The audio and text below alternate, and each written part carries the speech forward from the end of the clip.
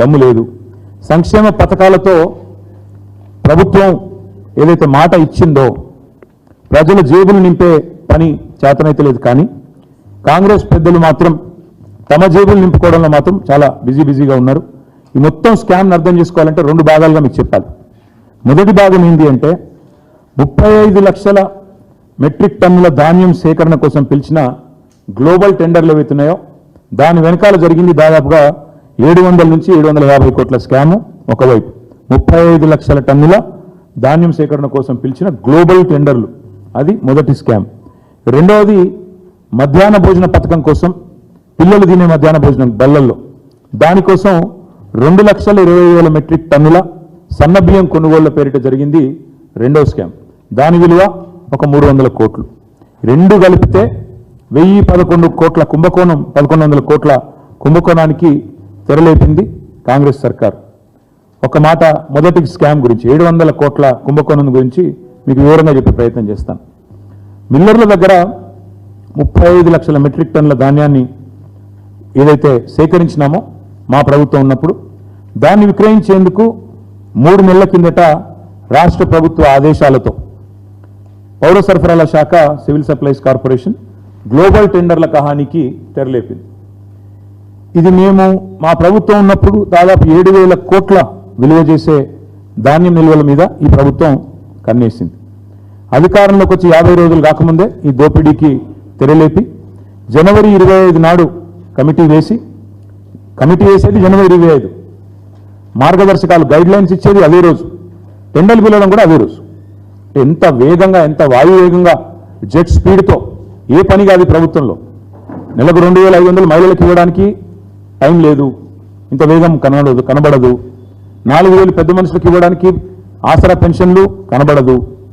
రైతులకు రుణమాఫీ చేయడానికి ఈ స్పీడ్ లేదు. కానీ ఈ గ్లోబల్ టెండర్ల కోసం మాత్రం జనవరి 25 రోజే కమిటీ, జనవరి 25 రోజే గైడ్లైన్స్, జనవరి 25 రోజే అదేవిధంగా టెండర్లు కూడా వెంటనే పిలిచినారు. ఇంకా విచిత్రం ఏంటంటే మిల్లర్లు, రాష్ట్రంలో ఉండే రైస్ మిల్లర్లు, వాళ్ళు స్వయంగా కన్సెంట్ ఇచ్చినారు. ఆనాడు సివిల్ సప్లైస్ డిపార్ట్మెంట్కి, ఆనాడు కానీ ఈనాడు కానీ 2,100 రూపాయలకు మేము కొనుగోలు చేయడానికి సిద్ధంగా ఉన్నాం అని రాష్ట్రంలో ఉన్న రైస్ మిల్లర్లు ప్రభుత్వానికి వాళ్ళు కన్సెంట్ ఇస్తే, కన్సెంట్ అంటే వాళ్ళ ఉద్దేశం ఇనిషియేటివ్ తీసుకొని మేము తీసుకుంటాం అని వాళ్ళు ఆఫర్ ఇస్తే దాన్ని రిజెక్ట్ చేసి వాళ్ళ మాట వినకుండా గ్లోబల్ టెండర్ల పేరిట కొన్ని ప్రత్యేక నిబంధనలు పెట్టి ఇంత టర్నోవర్ ఉండాలి, ఇంత టర్నోవర్ ఉండాలని చెప్పి కొన్ని నిబంధనలు పెట్టి వీళ్ళందరూ ఎవరైతే రైస్ మిల్లర్లు పాపం చిన్నవాళ్ళు ఉన్నారో వాళ్ళందరినీ కూడా ఇందులో పక్కకు నెట్టి ఇవాళ గ్లోబల్ టెండర్లను పిలిచారు. పిలిచి ఈ గ్లోబల్ టెండర్లు 4 కంపెనీలకు వచ్చేటట్టు రింగ్ చేసినారు. కేంద్రీయ Bandar, LG industries, Hindustan company, నాకాఫ్ అనే 4 సంస్థలు దక్కించుకున్నాయి.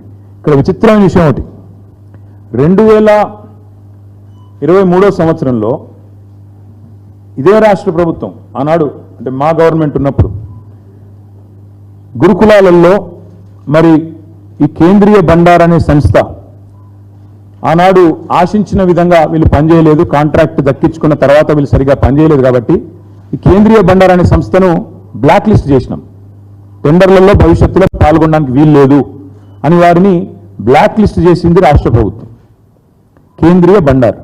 విచిత్రం ఏంటంటే ఈ ప్రభుత్వం రాగానే ఆ కేంద్రీయ బండార్ అనే సంస్థ ఏదైతే ఉన్నదో దానికోసం రూల్స్ రిలాక్స్ చేసి బ్లాక్ లిస్ట్లో ఉన్నదాన్ని తీసేసి తొలగించి ఇవాళ 4 కంపెనీలకే మొత్తానికి అక్కడ మిల్లర్లు 2,100 రూపాయలకు కొనుగోలు చేస్తామని సుముఖత వ్యక్తం చేసినా వాళ్ళు అల్టిమేట్గా చేసింది ఏంటి అంటే మరి చక్కగా 1,885 నుంచి 2,007 రూపాయలకు, 1,885 నుంచి 2,007 రూపాయలకు ఒక బ్యాండ్ ఫిక్స్ చేసి 4 సంస్థలు కుమ్మక్కై మరి పూర్తి స్థాయిలో 2,100లకు దాదాపు 200 రూపాయలు తగ్గించి మరి కుంభకోణం చేసి ఈ 4 సంస్థలు ఇంక్లూడింగ్ ఒక బ్లాక్ లిస్టెడ్ సంస్థకు కట్టబెట్టిండ్రు.